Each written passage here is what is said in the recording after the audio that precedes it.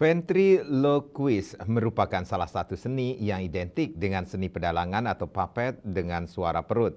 Di Indonesia, seni ventriloquist mulai dilirik kalangan generasi muda. Terlebih, seni ini memiliki berbagai keunikan. Hi guys.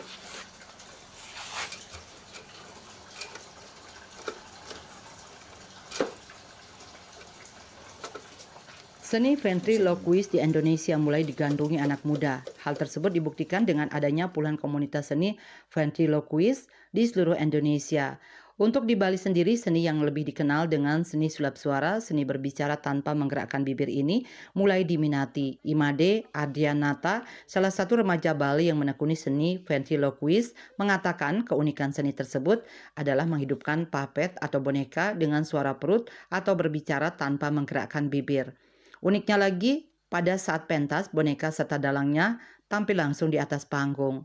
Seni ventriloquist merupakan seni puppet teater, seni pertunjukan boneka dengan ilusi berbicara dengan tanpa menggerakkan bibir. Perkembangan seni ventriloquist di Indonesia masih belum begitu ramai lah, masih belum begitu banyak dikenal di Indonesia, tapi kami sudah mulai bergerak, kami sudah mulai berkumpul untuk membangun komunitas di Indonesia. Sekarang sudah hampir ada puluhan, mungkin lebih dari 60-an seniman ventriloquist di Indonesia yang tergabung dalam komunitas ventriloquist Indonesia.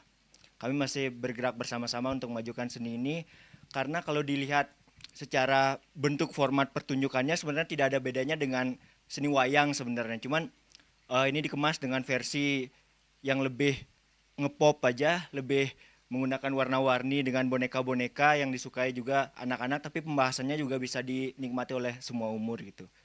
Seni ventriloquist sendiri berasal dari dua kata, ventri dan loqui, di mana ventri itu adalah perut dan loqui itu adalah berbicara. Ventriloquist itu intinya adalah seni puppet teater dengan menggunakan teknik berbicara tanpa menggerakkan bibir dengan suara perut. Adrian menambahkan dirinya menekuni seni ventriloquist mulai tahun 2017.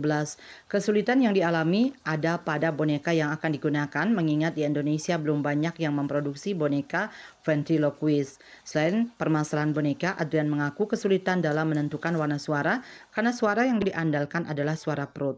Hi guys. Sukma, Bali TV.